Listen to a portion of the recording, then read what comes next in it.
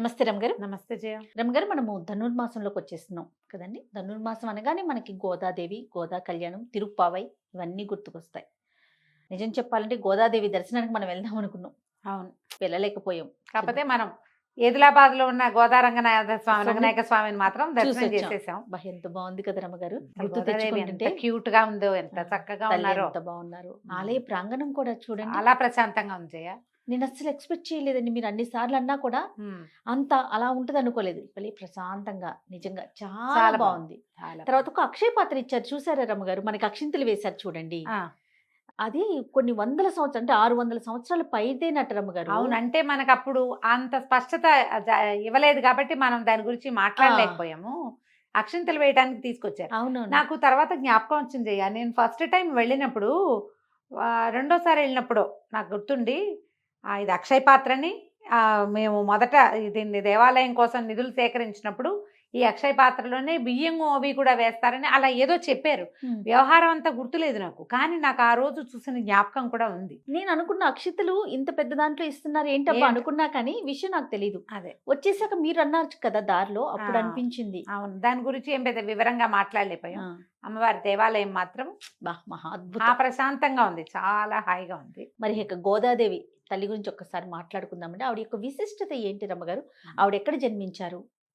ఆవిడ ప్రయాణం ఎలా సాగింది? శ్రీరంగానికి దగ్గరలో, మరీ దగ్గర కాదు, ఒక మాదిరి దగ్గరలో ఉన్న శ్రీవిల్లిపుత్తూరులో జన్మించారు గోదాదేవి. అయితే పన్నిద్దరు ఆళ్వార్లు అని ఆళ్వార్ల గాథలు వింటుంటాం మనం. మహావిష్ణు భక్తులుగా వైష్ణవ సాంప్రదాయాన్ని ముందుకు తీసుకెళ్లిన వాళ్ళని ఆళ్వార్లు అంటారు. వీళ్ళు 12 మంది. ఆ 12 మందిలో ఒక ఆమె గోదాదేవి. ఈవిడ కూడా 11 మంది పురుషులైతే 12వ ఆవిడ ఈవిడ. అయితే ఈమె యొక్క తండ్రి అయిన విష్ణు చిత్తులు పెరియాళ్వారుగా ప్రఖ్యాతులు. పెరియాళ్వారు గారి ఔరస సంతానం కాదు గోదాదేవి. ఆయనకి తులసి వనంలో లభించిందట అమ్మ. తులసి వనంలో ఒక తులసి చెట్టు మొదట్లో పసిపాపగా దర్శనం ఇచ్చిన గోదాదేవిని ఆయన పెంచుకున్నారు. అయోనిజ అని చెప్తారు ఆమె. ఆమెకి మనం హారతులు ఇచ్చేటప్పుడు కర్కటే పూర్వఫల్గుణ్యాం తులసీ కారణోద్భవం అని చెప్తారు. తులసిలో కర్కట మాసంలో ఆవిడ, ఈ తమిళ మాసాలు ఉంటాయి కదా, వాళ్ళ తాయి మాసము అలా పేర్లు ఉంటాయి. ఈ కర్కట మాసంలో ఈ పూర్వఫల్గుని అంటే పుబ్బా నక్షత్రం సమయంలో దొరికింది ఆవిడ. తులసీ కారణోద్భవం. తులసి అక్కడ ఒట్టి చిన్న తోట, ఒక చిన్న మడి కాదట. విష్ణు చిత్తులు నిత్యము రంగనాథుడికి తులసి మాలలు అర్పించేవారు. మాల అర్పించాలి, ఎంత పెద్ద మూర్తి ఆయన, మహాద్భుత మూర్తి కదా రంగనాథుడు. ఆయనకి కావలసినంత మాల లభించాలంటే పెద్ద వనం అది, తులసి వనం. కాననము అని అసలు అడవి అనమాట, తులసి అడవి, తులసి చెట్లే ఉన్నాయి. ఆ తులసి కాననంలో అక్కడ దొరికింది ఆయనకి. దొరికితే ఆయన కోదై అంటే పూదండ, తులసి దండని కూడా కోదై అనొచ్చు. కోదై అని పెట్టి ఆయన పేరు పెట్టుకుని పిల్లని పెంచుకున్నారు ఆ పాపని. ఆ కోదయ్యే గోదా అయ్యింది. అయోనిజ. సీతాదేవి లాగా. సీతాదేవి ఎట్లా లభించిందో, నాగేటి చాలులో ఎలా లభించిందో అట్లా తులసి వనంలో ఒక చెట్టు మొదట్లో పాదులో దొరికింది ఆమె. అట్లా లభిస్తే ఆమెను పెంచుకున్నారు. శ్రీవిల్లిపుత్తూరులో ఒక కృష్ణాలయం ఉంది, ఒక కృష్ణమూర్తి. ఈ చిన్నతనం నుంచి ఆవిడికి కృష్ణ భక్తి మెండుగా ఉన్నది. చిన్నప్పుడు, ఇప్పుడు మన ఇంట్లో ఏం పని చేస్తున్నామో మన పిల్లలు అవే పనులు నేర్చుకుంటారు కదా.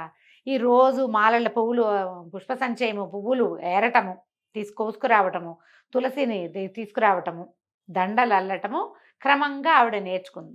నిత్యము విష్ణునామ సంకీర్తన వినిపించే ఆ ఇంట్లో వల్ల ఆ అమ్మాయి, ఆవిడ కూడా, ఆ పాప కూడా అట్లా విష్ణునామ సంకీర్తన అలవాటైంది. విష్ణువు నుంచి కృష్ణుడని, రాముడని అనేక రకాల రూపాలు ఉన్నాయి విష్ణువుకి. ఆ రూపాలలో కృష్ణ స్వరూపానికి ఎక్కువ ఆకర్షితురాలయ్యింది. ఈవిడ ఎప్పుడు జన్మించింది? 8వ శతాబ్దంలో. 8వ శతాబ్దం నాటి గోదాదేవి పాడిన తిరుప్పావైని మనం 24లో కూడా, 2024లో కూడా పాడుకుంటున్నాం. 2024 అంటే ఎంతని చెప్పాలి? ఇంచుమించుగా ఇవి 1200 సంవత్సరాల పాతవి తిరుప్పావై. 20వ శతాబ్దంలో ఉన్నాం కదా మనం, అంటే 21st సెంచరీ అనాలనుకో మన దాన్ని కదా. ఈ 1200-1300 సంవత్సరాల క్రితం భగవద్ రామానుజుల కంటే పూర్వజ ఈవిడ, అంతకంటే ముందే జన్మించారు ఆవిడ. ఈ రకంగా ఇలా పెరిగిందనమాట. అయితే అప్పటికే ఆడపిల్లలకి విద్య నేర్పించే విధానం ఉన్నది జయ ఆ కాలంలో. లేకపోతే ఆవిడ ఇంత కవయిత్రిగా ఎలా అయ్యింది? కవిత్వం కదా తిరుప్పావై అంతా. అవును.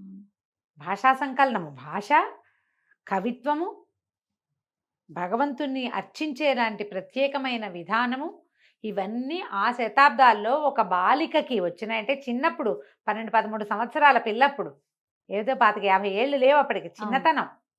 ముగ్ధ ప్రణయంతో భగవంతుణ్ణి పిలవడానికి ఇంత కవిత్వం రాసిందంటే ఎంత చదువు నేర్పించి ఉంటారు ఆమెకి. అందరినీ ఆ పాటలు పాడుతూ పిలుచుకెళ్ళిందట. భాగవతంలో ఒక ప్రత్యేకమైన విధానాన్ని చెప్తారు. కాత్యాయని వ్రతం చేస్తారు గోపికలు అని. ఈ భాగవతం ఎప్పటిది, మన ముందు యుగం నాటిది కదా, ద్వాపర యుగం నాటిది. ఈ కాత్యాయని వ్రతం ఏంటంటే భగవంతుడినే తమకి భర్తగా కావాలని గోపికలు కోరుకుంటున్నట్టుగా అమ్మవారి విగ్రహం మట్టి ఇసక కలిపి కాత్యాయని దేవి విగ్రహం చేసి మార్గశిర మాసంలో చేశారు వాళ్ళు. ఓకే. చేసుకుని రోజు అర్చన చేసి చెరువుకి వెళ్ళటం, యమునా నదికి వెళ్ళటం, స్నానాలు చేయటం, అమ్మవారిని విగ్రహం చేసుకోవటం, ఆమెను పూజించడం యథాశక్తిగా, మళ్ళీ ఇంటికి తిరిగి వచ్చేయటం, మళ్ళీ మర్నాడు పొద్దున్నే నది స్నానం చేయటం, గోపికలందరూ కలిసి వెళ్ళి కాత్యాయని వ్రతం చేశారని స్పష్టంగా చెప్పబడి ఉంది. ఈ కాత్యాయని వ్రతం లాగానే మన గోదాదేవి కూడా శ్రీవ్రతం, శ్రీనోము అని చెప్పి ఈ ధనుర్మాసం మొదలవగానే ఈ 30 రోజులు 30 పాసురాలతోటి చెలికత్తల్ని మేల్కొల్పి కృష్ణసేవ చేసుకుందాము మనము అని చెప్పి ఈ రంగనాథుడి దేవేర్లలో ఒకరైన నీలాదేవి స్థుతి కూడా మనకు అందులో కనపడుతుంది.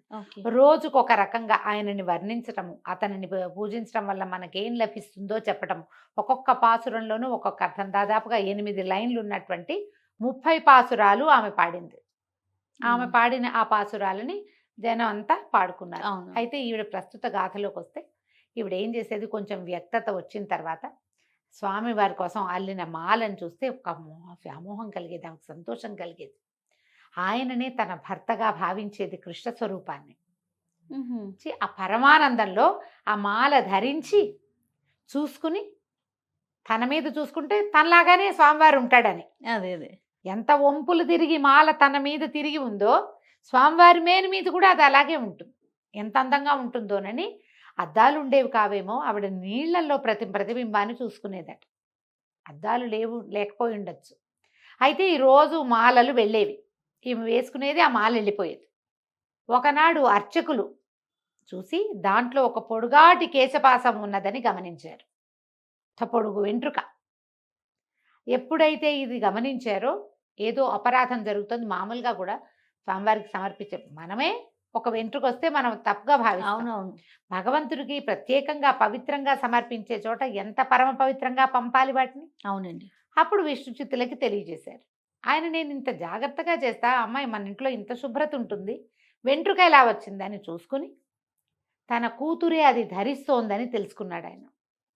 విష్ణు చిత్తులే తెలుసుకుని అమ్మాయిని వారించబోయారు.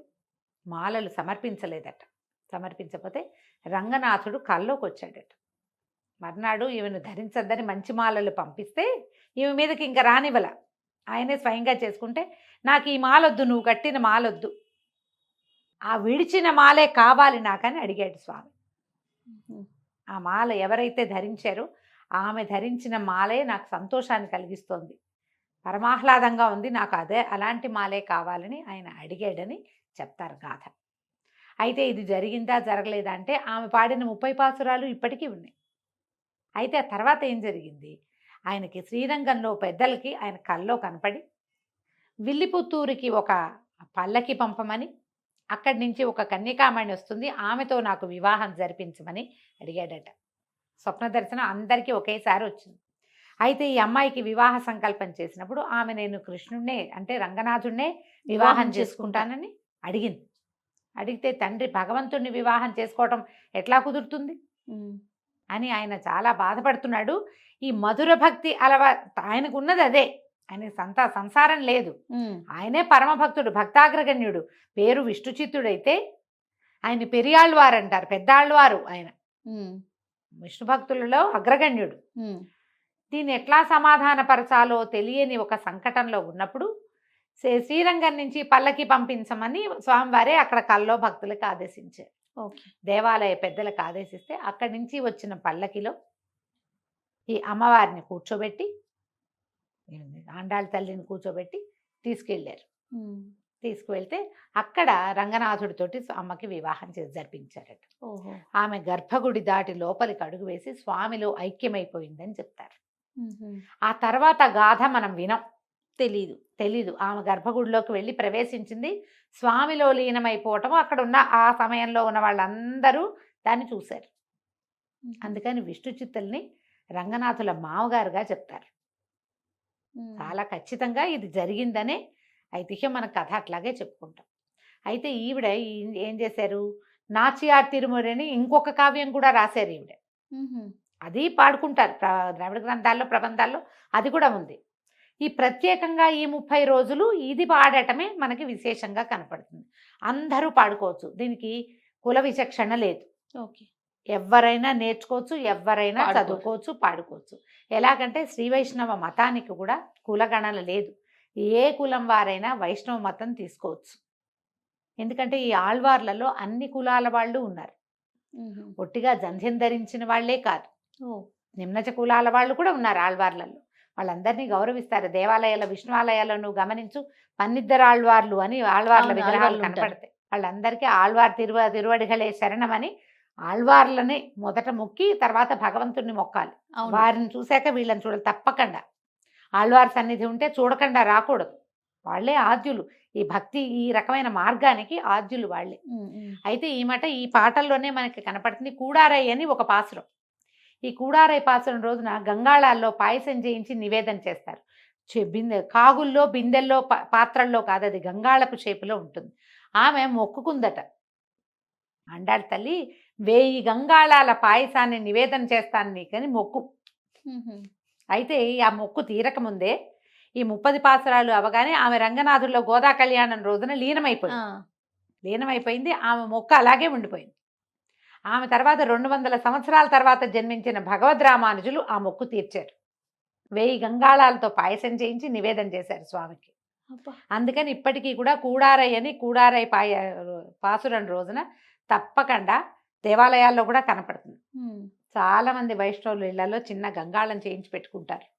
వెండిదో ఇతడిదో వాళ్ళ శక్తిని ప్రకారం దాని నిండా పాయసం పోసి నివేదన చేస్తారు.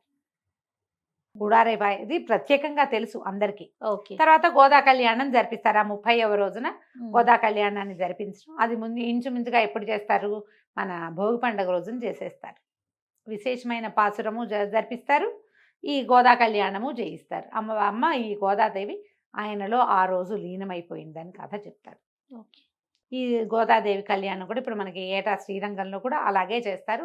అయితే ఇంకా ప్రత్యేకతలు ఏంటంటే, ఈ 30 రోజుల పాటు తిరుమలలో మలయప్ప స్వామివారు చిలుకని ధరించి ఊరేగుతారు. తిరుమాడ వీధుల్లో ఊరేగుతారు. తర్వాత ఈ 30 రోజులు సుప్రభాతానికి బదులుగా తిరుప్పావయ్యే స్వామివారికి వినిపిస్తారు.